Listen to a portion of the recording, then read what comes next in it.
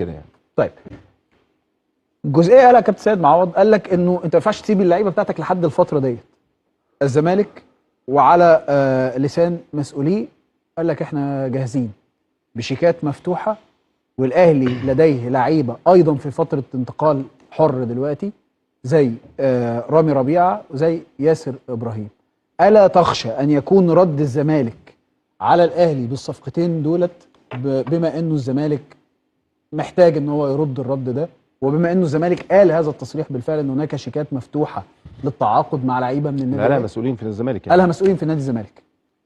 طب خليني اقول يعني احنا بنتكلم على التاريخ والارقام، ولما يتكرر الحاجه دي مش صدفه ابدا يعني. خلينا نقول ان الاهلي على مدار مثلا ال 40 45 سنه اللي فاتوا، من ايام كابتن جمال عبد الحميد، من ايام كابتن يعني كل اللي راحوا من الاهلي للزمالك، من الاهلي للزمالك اوكي، ما كانتش ابدا رغبه الاهلي هي الاساس ان الاستمراريه يكونوا موجودين معاهم خالص خالص. ده حقيقي على فكره. يعني هات اي حد باستثناء تمام، ما كانش رايحين الزمالك. بتكلم على عبد الله كان اكتفى الزمالك بصوره، لكن رمضان صبحي عشان ابقى امين جدا في الطرح، رمضان صبحي واحمد فتحي كانت رغبه الاهلي ان هم يستمروا تمام ماشي. لكن هم فضلوا، لكن تحديدا مع الزمالك لا، اي حد انتقل من الزمالك للاهلي ما كانتش رغبه الاهلي الاساسيه ان هو يكمل اساسا يعني. فده من لما الاهلي للزمالك، من الاهلي للزمالك، انت قلت من الزمالك للاهلي. لا من الاهلي للزمالك، ما كانتش رغبه الاهلي الاستمراريه خالص. فكانت فضلة خير الاهلي. عارف لما تيجي تقول لواحد مثلا ايه يعني انت عامل لي ايه، فيقول لك فضلة خيرك فلان ماشي. فضلة خيرك فلان. ففضلة الخير دي كانت مستمره من الثمانينات لحد دلوقتي. مفيش حد ابدا الاهلي كان على صراع او على جديه او على اصرار ان هو يكمل وفضل ان هو يروح للزمالك خالص، فيما عدا رمضان واحمد فتحي. انت قلت بس ما راحوش للزمالك، راحوا البيراميدز ماشي. عكس الاهلي. الاهلي يمكن الصفقات اللي جت من مثلا من التسعينات، من ساعه رضا عبد العال، كانت رغبه الزمالك ان هو يكمل. صحيح الاول ما كانش اداله وش، وبعد كده جه الاهلي، بعد كده مرورا بقى معتز اينو، كانت رغبه الزمالك ان هو يكمل. عندك كهربا كانت رغبه الزمالك اكيد ان هو يكمل. عندك امام عاشور كانت رغبه الزمالك اكيد ان هو يكمل.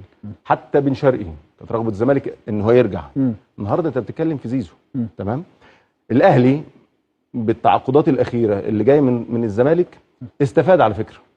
استفاد حتى في نوعيه الاختيار، ما بين السن، ما بين الاحتياج، ما بين القيمه الفنيه اللي موجوده هناك اللي بتعود عليه. تمام.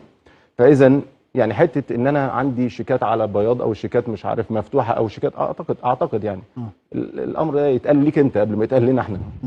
خلي شيكاتك عندك. يعني اللي يحرم على البيت، اللي يحرم اللي يعوز البيت يحرم على الجامع. أيوه. خلي يعني قضي انت احتياجاتك الاول. اوكي. فخلينا نقول ان دي كمان واحده من حلاوه الكوره.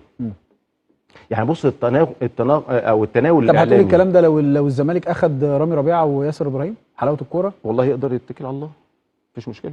اقول لك حلاوه الكوره بس في حاجه ثانيه كمان. يعني من حلاوه الكوره اساسا يعني اللي هي الحته التنافسيه في الانتقالات اللي ما بين الفرق الكبيره على فكره. طبعا يعني ماشي. بتدي يعني فرحه في الجمهور. تمام. وانتعاشه ودوافع ومعنويات. اوكي. فدي حاجه كويسه جدا الصراحه من الاهلي يعني. طيب خلينا نروح لفاصل، وبعد الفاصل نرجع نكمل كلامنا مع حضراتكم. يلا بينا. سيد عبد الحفيظ بالبلدي كده بيقول لاحمد حسام ميدو كفي نفسك الاول. يعني شيكات بقى مفتوحه، ولعيبه النادي الاهلي كلمتني، والسكه والمسرحيه دي والفيلم اللي ملوش اي معنى مش هياكل مع النادي الاهلي ولا جماهير النادي الاهلي اي حاجه. لو راجل خد لاعب من النادي الاهلي، واللي كلمك خليه يجي لك. كفي نفسك الاول يا ميدو.